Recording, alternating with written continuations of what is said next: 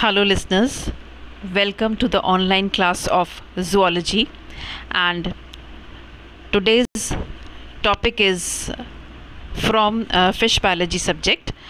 It is the special paper in zoology, and the subtopic is musculature in fish. And three parts we have already studied. Now, today we are going to do the part 4 of musculature in fish. As we have already studied in previous lectures कि जो muscles होती हैं वो 3 types की होती हैं, red, pink and white. Red muscles जो होती हैं वो उनकी जो नंबर होता है रेड मसल्स का वो कम होता है. वाइट मसल्स ज़्यादातर जो फ़िश की जो बॉडी है उसको ज़्यादातर जो वाइट मसल्स होती हैं वो कवर करती हैं. रेड मसल्स आर यूज्ड जब फ़िश अपना जब इस तरह से मूवमेंट कर रही होती है कि उसमें सस्टेन कर रही होती है. जब स्विमिंग सस्टेनेबल मूवमेंट जब होता है तब या कह लो कि बहुत ज़्यादा स्पीड नहीं हो तब रेड मसल्स यूज़ होती हैं. अगर फ़िश को फास्ट स्विमिंग करनी है या स्विफ्ट स्विमिंग करनी है तो वाइट मसल्स जो हैं वो सपोर्ट करती हैं फ़िश को, और इवेंचुअली उसमें फटीग जो है वो होने लगता है. अगर हम फ़िश की मसल्स को पढ़ना चाहते हैं तो उसके लिए बेस्ट जो फ़िश होती है स्टडी करने के लिए वो है सैल्मन. क्योंकि जो सैल्मन है उसकी जो मसल्स होती हैं वो एक तो बहुत क्लियर दिखती हैं और उसमें क्लियरली डिमार्केशंस भी हैं, और उसका जो कलर है वो भी इस तरह से है कि हम मसल्स को एक मतलब उनके टिपिकल मसल हम मानते हुए उसको अच्छी तरह से स्टडी कर सकते हैं. एक ये भी होता है कि लेटरल लाइन के ऊपर जो मसल्स होती हैं वो एपेक्सियल कहलाती हैं, और जो लेटरल लाइन के नीचे जो होती हैं वो हाइपेक्सियल मसल्स कहलाती हैं. ठीक है. नाउ अब अगर हम आगे एक बात और मैं बताऊं, इसको भी रिवाइज़ कर लेते हैं अपन कि जो रेड मसल्स होती हैं है ना वो एरोबिक मसल्स होती हैं, और जो वाइट मसल्स होती हैं वो एनारोबिक मसल्स होती हैं. Now we will do another classification of muscle tissue, and that is histological classification of muscle tissue. जैसे हम लोगों में भी इनवॉलंटरी मसल्स और वॉलंटरी मसल्स होती हैं वैसे ही फ़िश में भी होती है स्मूथ मसल्स और स्ट्रेटेड मसल्स, और कार्डियक मसल्स होती हैं जो कि हार्ट के लिए होती हैं. और जो ये मसल टिश्यू होता है उसमें सारे जो सेल्स होते हैं they are specialised for doing the mechanical work. ठीक है. तो इस तरह से फ़िश में there are 3 major types of muscles fibres muscle tissue. कौन से हैं? Smooth, cardiac and skeletal. जो कार्डियक और जो स्केलेटल मसल्स होते हैं they are frequently refer to as striated because of the cross striations on the cells, जो कि स्मूथ मसल्स में नहीं होता है. तो you can clearly see the diagrams. सबसे पहला डायग्राम कार्डियक मसल सेल का है, जैसे कि आप देख रहे हैं इसमें स्ट्रिएशंस दिख रही हैं, और इसी तरह से स्केलेटल मसल सेल्स में भी आप लाइंस देख सकते हैं प्रॉपरली. तो दोनों जो है वो स्ट्रेटेड मसल सेल्स के एग्जाम्पल में आते हैं, और जो लास्ट वाला है जो कि इनवॉलंटरी मसल्स का है यानी स्मूथ मसल सेल्स का है, इसमें किसी भी प्रकार की सेल्स में कोई स्ट्रिएशंस नहीं हैं.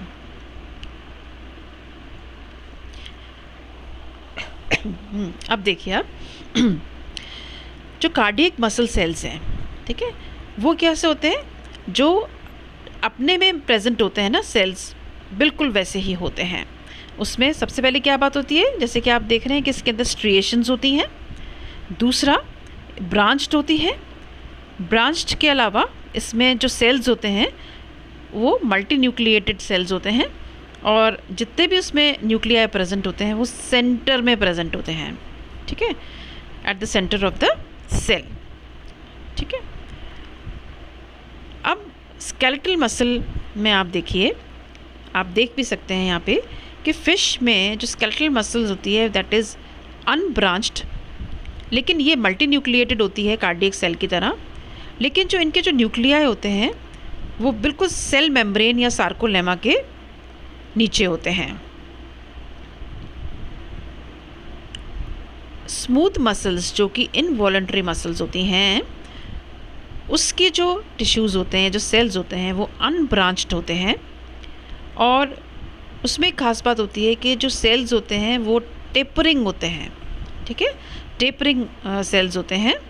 और साथ में अब क्या डिफरेंस है कि दोनों जो कार्डियक और स्केलेटल था, इसमें जो सेल्स थे उसमें बहुत सारे न्यूक्लियाई प्रेजेंट थे, मल्टी न्यूक्लिएटेड था, लेकिन इस केस में मोनो न्यूक्लिएटेड सेल्स होते हैं ये।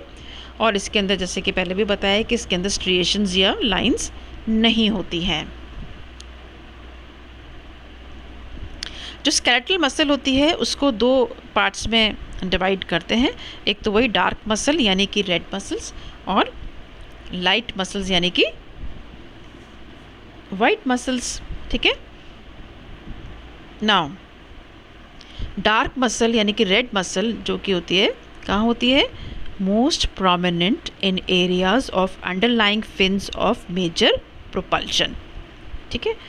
क्योंकि जो फिन्स होते हैं उनकी वजह से फिश प्रॉपरली स्विम कर पाती है। जैसे पेक्टोरल फिन्स हैं, they are the main fins, pelvic fins are the main fins. इन फिन्स की वजह से, क्योंकि फिन्स जो हैं ये प्रोपल्शन दे पाते हैं फ़िश को, तो वो स्विम कर पाती है।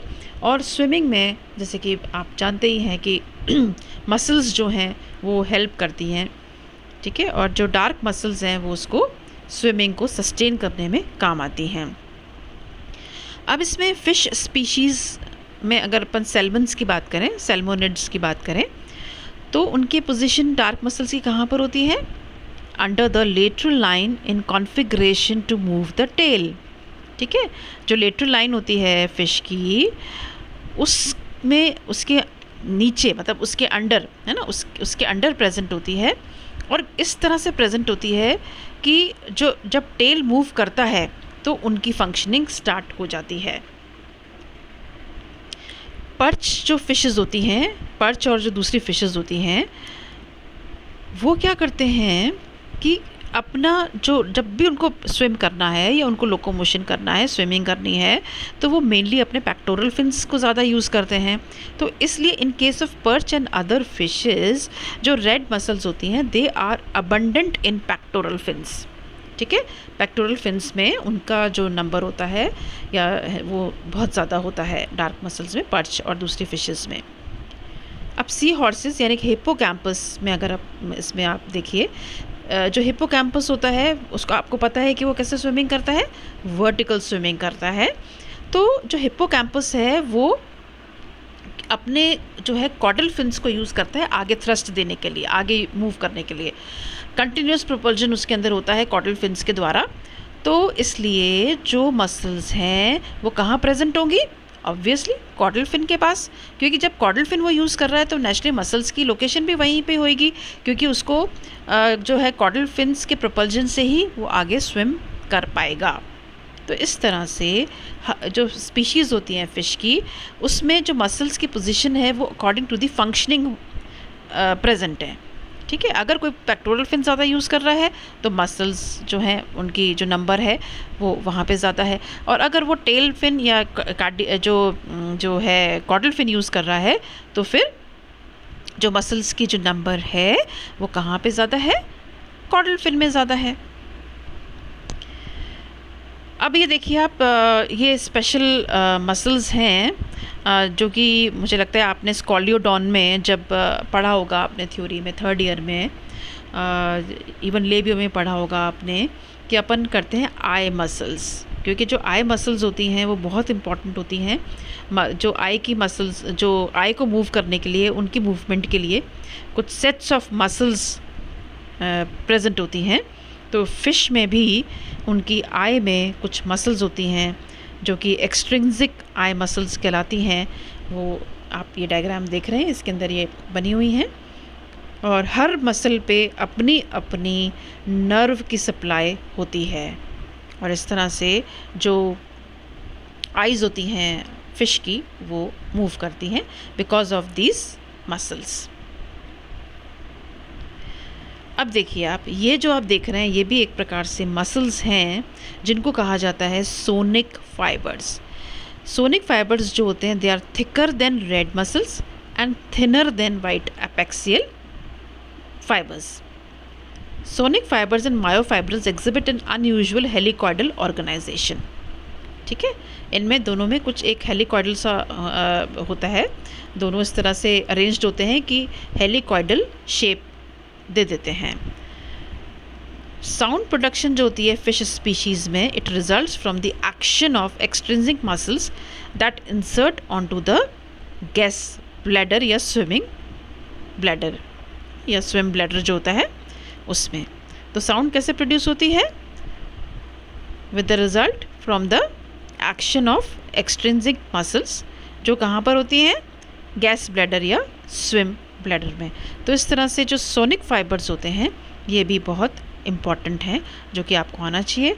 इनके डायग्राम्स में भी देखिए आप, काफ़ी क्लियर है कि किस तरह से ये जो दोनों फाइबर्स हैं, मायोफाइब्रल्स और सोनिक फाइबर्स, किस तरह से जो है ये एक हेलिकॉइडल फॉर्म में अरेंज्ड हैं। Undulatory swimming in fish is powered by the segmental body musculature of the myotomes, है ना। ये इसकी फंक्शनिंग के बारे में कह रहा है कि फ़िश के अंदर जो पर्टिकुलर लोकोमोटरी मूवमेंट होता है, अंडुलेटरी स्विमिंग मूवमेंट्स होते हैं, वो किस वजह से होते हैं कि बॉडी में जो मसल्स हैं या मायोटोम्स हैं वो सेगमेंटली अरेंज्ड हैं। तो उसी वजह से क्या होता है कि फ़िश अपने आप को आसानी से बेंड भी कर पाती है। जो मायोटोम एंड मायोसेप्टा होते हैं, they orient more perpendicular to mid line to push aside, ठीक है, और इसीलिए जो है वो लेटरली भी अपने आप को बेंड कर पाती हैं, ठीक है। अगर वो रेस्ट में होती है तो इन अ रिम्बॉइडल शेप होती है, रोम्बॉइडल शेप के अंदर होता है, इन अ फ्रंटल और हॉरिजॉन्टल क्रॉस सेक्शन, ठीक है। अगर अपन रेस्ट, जैसे फ़िश अगर स्विम नहीं कर रही हो और रेस्टिंग में उसके अगर हम लेते हैं मसल्स की, अगर हम देखते हैं मसल्स को, तो दे फॉर्म दी रोम्बॉइडल शेप। समझ में आया? तो जो फ़िश की जो स्विमिंग है that is mainly due to the help of muscles.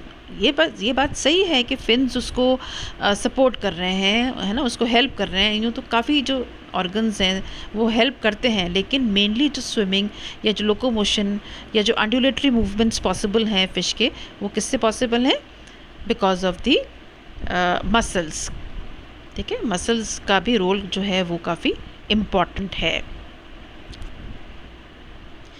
इसमें देखिए ये बताते हैं, जैसे अगर फंक्शनिंग के बारे में आप जब बताओगे तो जो ज़ूलॉजिस्ट्स हैं उन्होंने इस तरह से नोट किया कि जो वेव होती है that is generated by sequential contraction from head to tail of the muscle blocks और मायोवेयर्स, ठीक है। अगर वेव कोई जनरेट हो रही है स्विमिंग के लिए, कैसे जनरेट हो रही है कि वो कैसे कॉन्ट्रैक्शन कर रहे हैं, एक के बाद एक कॉन्ट्रैक्शन हो रहा है। कैसे हो रहा है कॉन्ट्रैक्शन? कहाँ से स्टार्ट हो रहा है? हेड से स्टार्ट हो रहा है, फिर एक मसल कॉन्ट्रैक्ट हुई, वो रिलैक्स हुई, फिर नेक्स्ट मसल कॉन्ट्रैक्ट हुई, फिर रिलैक्स हुई। इस तरह से सीक्वेंशियल कॉन्ट्रैक्शन स्टार्ट हो रहा है हेड से, और कहाँ तक जा रहा है? पूरा जो मसल ब्लॉक्स टेल में प्रेजेंट है वहाँ तक जा रहा है, और इस तरह से फिर उसको आगे का मूवमेंट या आगे का प्रोपल्जन जो है फिश को वो मिल जाता है। इस तरह का मूवमेंट जो है वो कहलाता है एंग्वेलिफॉर्म मूवमेंट।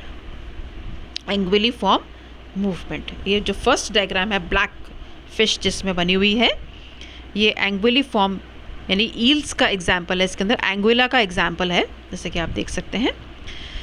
फिर एक और बड़ा इम्पॉर्टेंट लोकोमोशन है जिसका एग्जाम्पल आप देखेंगे, जो ग्रीन कलर की फ़िश बनी हुई है, जिसको कैरेंजीफॉर्म कहते हैं।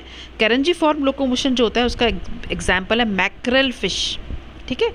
मैक्रेल की जो फ़िश होती है वो थोड़ी सी छोटी होती है वो फ़िश, है ना, और टिपिकल फ़िश होती है। इसके अंदर जो मैकेनिज़्म होता है वो टिपिकल फ़िश में होता है, during swimming the flexure of the body shows less than a complete wave and only the oscillation of the tail is really apparent, ठीक है ना। इसके अंदर क्या हो रहा है कि मेनली जो सारा कुछ जो हो रहा है वो टेल में हो रहा है, टेल और टेल के पास, थोड़ा सा टेल से आगे, है ना। हेड्स, जैसे उसमें तो हेड से स्टार्ट हो रहा था, पूरा पीछे तक आ रहा था, इसके अंदर ऐसा नहीं है।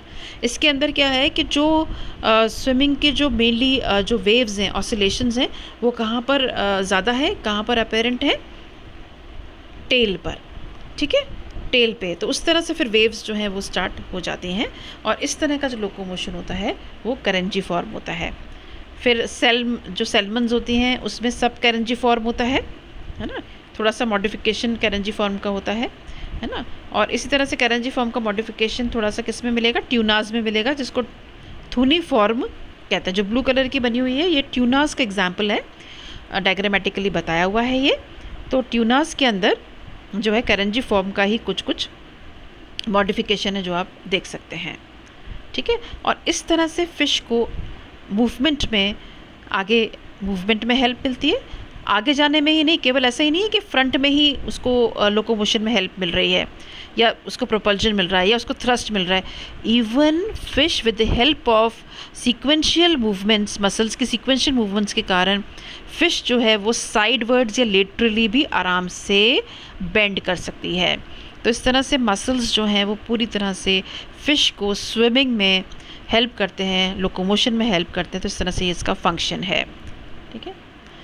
नाउ अगर हम इसका देखें पूरा मसल टाइप्स और कंपैरिजन रेड और वाइट मसल्स में, तो ये देखिए आप इस तरह से है कि रेड मसल्स के अंदर जो कैपिलरीज होती हैं वो रेड मसल्स में ज़्यादा हैं। ये अपन ने पढ़ाई था, मैं आपको बता ही चुकी हूँ इतनी बार कि उसके अंदर it is full of network of capillaries और उसमें जो ब्लड फ्लो होता है वो बहुत प्रॉपर होता है और उस वजह से उसका रेड कलर या डार्क कलर होता है, ओके।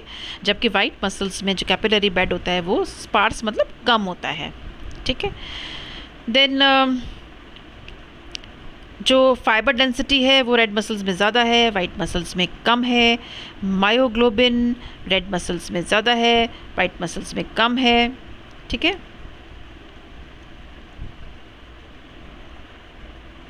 फाइबर डेंसिटी जो है वो रेड मसल्स में कम है और वाइट मसल्स में ज़्यादा है।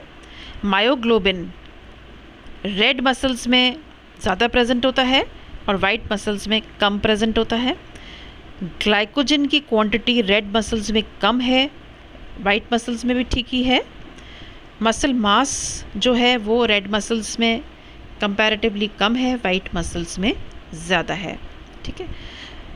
मेटाबॉलिक एम्फेसिस में क्योंकि रेड मसल्स एरोबिक होती हैं तो इनका जो मेटाबॉलिक एम्फेसिस में आप बताएंगे कि इनकी 36 ATP पर ग्लूकोज बन रही है और एनारोबिक में केवल 2 हैं पर ग्लूकोज। फटीग की रेट रेड मसल में स्लो होती है क्योंकि ये जो रेड मसल्स हैं ये एक कांस्टेंट स्विमिंग में बिलीव करते हैं, कांस्टेंट स्पीड में बिलीव करते हैं, है ना, जहाँ पे एक बहुत ज़्यादा नहीं होता है, मतलब स्लो भी नहीं कहेंगे, एक कांस्टेंट स्पीड मेंटेन करके रखते हैं, तो इसलिए इनमें थकान कम होती है। लेकिन जो वाइट मसल्स होती हैं वो फास्ट स्विमिंग में काम में आती हैं, तो इसलिए उसमें फटीग या थकान जो है, जो टायर्डनेस है वो फटीग जो है उसमें जल्दी डेवलप हो जाती है।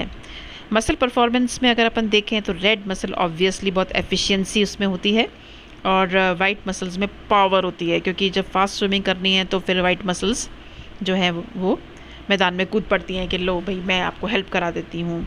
तो इस तरह से जो वाइट मसल्स हैं they are full of power and red muscles are full of efficiency, okay. Swimming type में रेड मसल्स जो होती हैं वो स्लो क्रूजिंग टाइप होती है ना, धीरे धीरे धीरे सस्टेन करती चलती हैं स्पीड को, और जो वाइट मसल्स होती हैं वो फास्ट करती हैं और बर्स्ट्स करती हैं, मतलब ज़ोर ज़ोर से स्विमिंग वाला जो होता है फास्ट बर्स्ट जिसको कहते हैं फास्ट स्विमिंग, वो वाइट मसल्स में है। कार एनालॉग में इसमें अपन बोल सकते हैं कि हाई गियर यूज़ होता है इसमें मसल्स में और वो लो गियर मसल्स होती हैं वाइट मसल्स। तो इस तरह से दोनों मसल्स में क्लियर कट डिफरेंस है जो कि आपको आना चाहिए, ठीक है। So this is all about musculature in fish. With this we come to the end of the last part of this topic और आई होप आपको ये समझ में आ गया होगा and please please please do revise it, क्योंकि अगर आप इसको रिवाइज़ नहीं करेंगे तो आप सब भूल जाएंगे, आपको ध्यान नहीं रहेगा. साथ के साथ रिवाइज़ करेंगे तो आप इसको जल्दी याद कर पाएंगे। और इससे रिलेटेड कोई भी क्वेश्चंस हो, कोई भी क्वेरीज़ हो, तो आप व्हाट्सएप ग्रुप में मुझसे आप ये क्वेश्चंस आप पूछ सकते हैं। You are free to ask anything about related to this topic. So thank you so much, best wishes to you all.